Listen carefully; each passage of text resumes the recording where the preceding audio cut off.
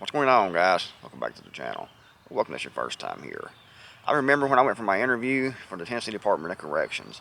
There were 4 people that came in the room to do the interview, and each one asked one question.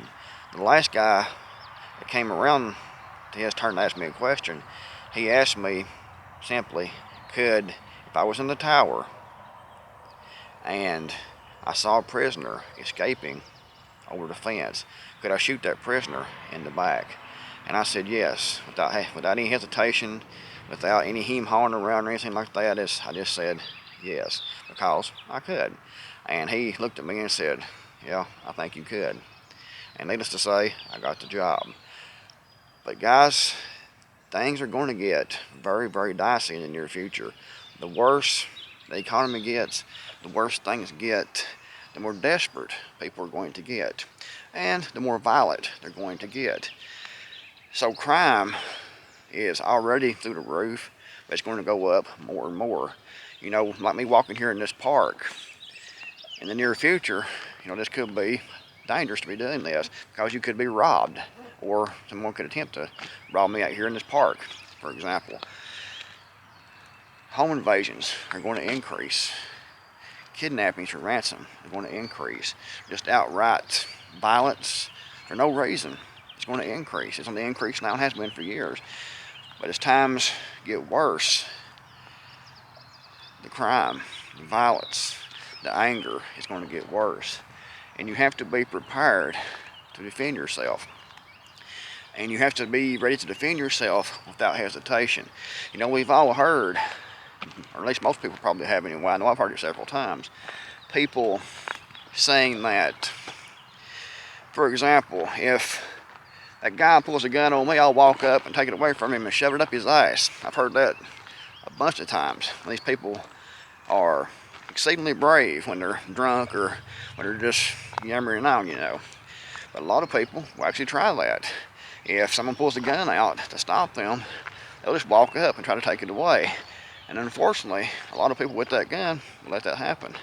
And they will probably get shot with their own gun or beat to death with their own gun. So you can't hesitate. You have to have your mind made up. You have to have the right mindset to know that if you need to take a life, that you can do that without hesitation, because if you hesitate, you can die. If someone is coming at you with a knife, for example, or a stick, or even with their fist, they can kill you.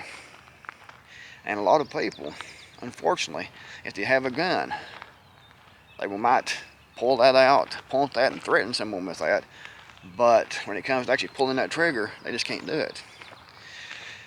And, that puts them in a very bad situation. If you have a gun and you aren't sure that you can actually pull that trigger or take that life, then maybe you don't need no gun.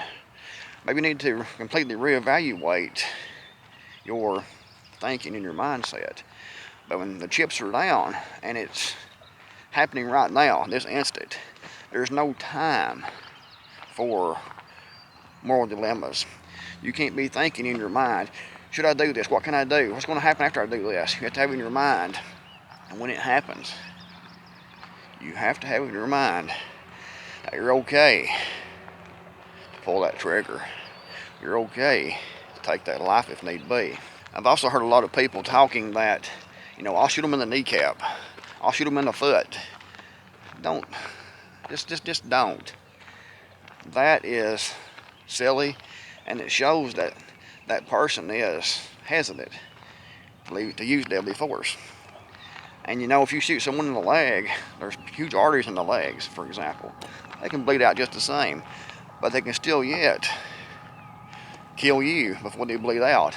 If they have a knife, if they have their gun, and you shoot them in the leg or in the foot, they might stop, they might not stop. If they have a gun, they're going to shoot back at you, no doubt, 100%.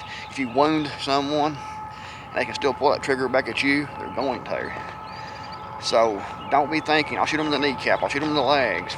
Even if you do, and that ends it, you'll still be in court. They can still testify against you in court. So you got to think about that too. I just see dead men telling no tales.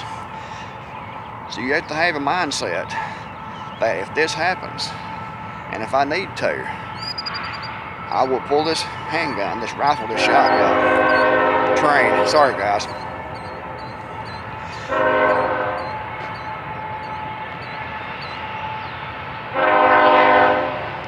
For me, I've already made that decision. I have no hesitation whatsoever, if need be, in defending myself and taking that life. I don't want to, and you know, if I know something's going to happen somewhere and I can avoid that location, I will avoid that location, you know. So I don't want to have to do that, but if I need to, if I have to, I can without hesitation. For example, you know, a lot of people, if someone's breaking into their home, I've been told this before. There was a woman that I dated that told me that she didn't think that she could actually kill anyone that were breaking into her home. I mean, come on, man, as Joe Biden would say. They're coming into your home, your life's in danger. More than likely, to get into your home, they're going to kill you. If you're there, they know you're there. They don't care if you're there. And they're coming in. They don't have your best interest at heart. You know, they are going to try to take what you have, take your life, and leave and not get caught. Because they're not going to want to leave, you know, any witnesses. So then to have it already in your mind that if someone's coming into your home to rob you or whatever, that you couldn't use deadly force, that's a bad situation to be in.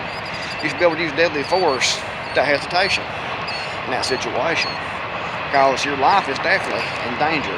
And when it comes to defending yourself, when it comes to protecting your life or the life of your family or the loved one, you have that right. You have that right. There's a difference between taking a life in self-defense and murder, in my opinion. You know, some Christians believe that no matter what, you should never take a life. And that's wrong. You have the right to defend yourself. You have the right to protect yourself. And God will definitely understand. If you look at the Bible and read the Bible, God has helped his people all through the Bible to kill other people. If you look at David, killing Goliath. If you look at Samson.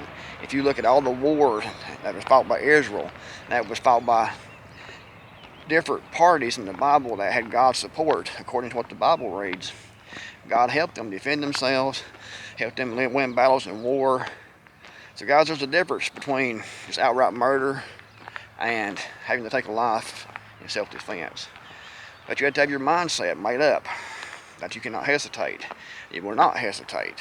If someone is trying to harm you, trying to harm your family, and you have that handgun, that rifle, that shotgun, you have to know here and here. You have to be okay with it. You have to already have your mind made up that you can pull that trigger and you can put those bullets right in here and right in here to end that as quickly as possible.